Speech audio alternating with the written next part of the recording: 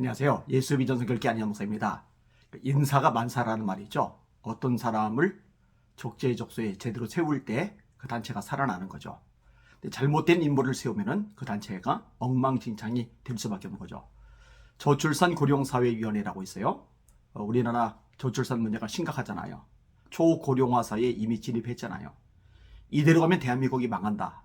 이구동성으로 하는 말입니다. 그래서 출산율을 높이기 위해서 존재하는 기구가 저출산 고령사회위원회입니다. 여기에 김영미 부위원장이 있어요. 굉장히 중요한 요직에 있는 거죠. 근데 이분이 문제가 심각해요. 그래서 동반교연, 동성애, 동성혼, 합법화 반대 전국교수연합이거든요. 동성애, 동성혼, 합법화 반대 전국교수연합. 이 동반교연에서 1월 18일에 성명서를 내고서요. 정상가족규범 해체를 주장하고 여성의 자유로운 낙태권을 요구하는 김영미 저출산 고령사회 부위원장을 즉각 해임하라 이렇게 요구를 했습니다. 성명서 내용을 읽어드릴게요. 들어보시길 바라고 주변에 좀 알려주셨으면 좋겠습니다. 1월 13일 윤석열 대통령은 정상가족규범 해체와 자유로운 낙태 등을 통한 여성의 재생산 권리 보장이 저출산 대책이라고 주장하는 김영미 동서대 교수를 저출산 고령사회위원회 부위원장으로 임명하였다. 문재인 정부 시절 편향된 페미니즘 정책으로 인해 해체를 앞두고 있는 여성가족부와 같은 입장을 주장하는 사람을 저출산 고령사회위원회 부위원장으로 임명한 것은 윤석열 대통령을 선출한 국민을 조롱하는 행위이다. 윤석열 대통령은 김영미 부위원장을 즉각 해임할 것을 강력히 요구한다. 윤 대통령 이거 제대로 처리를 해야 됩니다. 이런 부분에서 제대로 역할을 못하면 처리를 못하면 그만큼 지지 기반이 빠져나갈 겁니다. 역할을 잘 하셔야죠.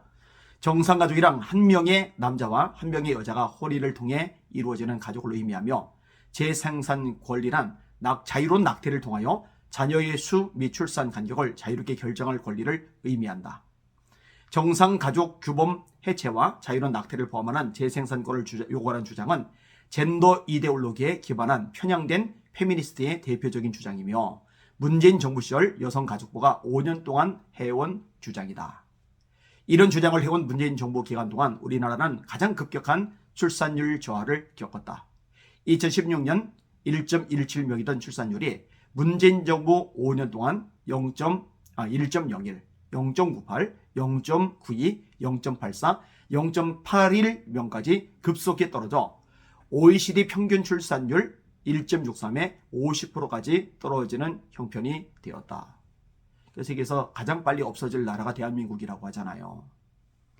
임명된 김영미 교수는 대통령실의 안상훈 사회수석의 박사과정 지도학생이었다.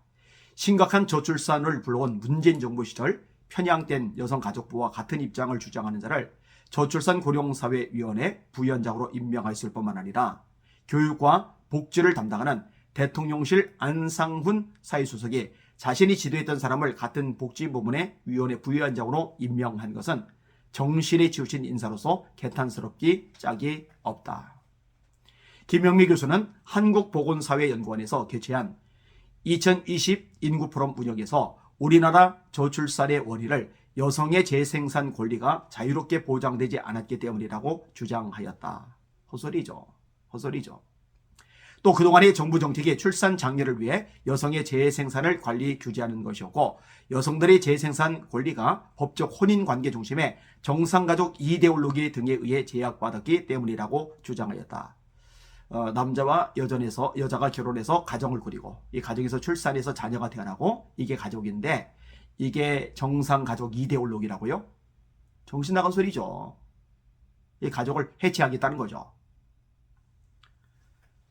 뿐만 아니라 정부의 불충분한 정보와 서비스로 인해 여성들의 재생산권 실현이 제약받아 왔으며 정부의 결혼 출산 지원 정책이 법적 혼인 관계로만 한정되었기 때문이라 주장하였다. 헛소리를 계속하고 있는 거예요. 김영미 교수는 정부의 저출산 정책이 출산율을 제고하는 목표를 폐기하고 대신 자유로운 낙태를 통하여 여기 이제 심각한 문제죠. 자유로운 낙태를 통하여 여성의 재생산 권리를 적극 보장하는 것에 목표를 두어야 한다고 주장하고 있다. 아니 여자가 자기 자신을 위해서 뱃속에 있는 태아의 인권을 짓밟아도 되는 거예요? 자기의 즐거움, 유익, 안락함을 위해서 한 생명을 죽여도 되는 거예요? 어떻게 이렇게 끔찍하고 무식한 생각을 합니까? 이런 사람이 어떻게 국가 주요 기관의 리더를 합니까? 안 돼요. 윤석열 대통령은 필히 이 부분 재고해야만 합니다. 뿐만 아니라 저출산 담론이 전제하고 있는 정상가족 규범은 해체되어야 한다는 편향된 페미니즘의 주장을 서슴지 않고 있다. 김영민은 페미니즘 학자로서는 이런 주장을 할 수 있을지라도 심각한 저출산으로 인해 국가의 존망이 염려되고 가족 형태에 대하여 심각한 사회적 갈등을 겪고 있는 가운데 정부의 출산 대책을 총괄하는 부처 책임자로 임명되어서는 안 된다. 김영미의 박사과정 지도교수인 안상훈 사회수석도 만약 김영미와 같은 생각을 가지고 있다면 교육과 복지를 담당하는 대통령실 수석으로는 매우 적합하지 못하다. 대통령은 바뀌었지만 국민이 기대하는 정책 방향을 가진 사람을 이렇게 찾기가 힘든 것인가? 문재인 대통령 시절부터 성평등, 다양한 가족 형태, 정상가족 이데올로기 등과 치열하게 투쟁하였던 모든 시민단체는 윤석열 대통령에게 아래와 같이 강력히 요청한다. 1. 국민이 기대하는 정책 방향을 가진 사람을 중요 부서에 임명해야만 올바른 정책이 이루어질 수 있게 중요 부서 인선에는 더욱 신중하게 해줄 것을 요청한다. 2. 잘못된 인선임이 밝혀질 경우에는 지체하지 않고 번복할 것을 요청한다. 3. 정상가족 규범 해체와 여성의 자유로운 낙태를 통한 여성의 재생산 권리 보장이 저출산 대책이라고 주장하는 김영미 저출산고령사회위원회 부위원장을 즉각 해임할 것을 강력히 요청한다. 예, 귀담아 듣고서 반드시 시정을 해주기를 바랍니다. 예, 그래야 대한민국 미래가 발전하는 거예요. 대한민국이 저출산으로 망하지 않고 다시 성장할 수 있는 기회를 얻을 수가 있는 거예요. 부디 제 역할 감당해 주시길 바랍니다. 이 저출산 문제, 낙태 문제 굉장히 중요한 사안입니다. 무지한 자의 피를 흘리면 땅이 저주를 받아요. 하나님이 심판하세요. 예수 믿는 사람들이 아주 심각하게 생각하고 이 부분 놓고 기도해야 되고 또 싸워나가야 될 것입니다. 힘을 모아주시기를 주님의 이름으로 부탁을 드립니다. 우리 말씀에 있어서 선한 싸움을 싸우며 승리합시다. 할렐루야.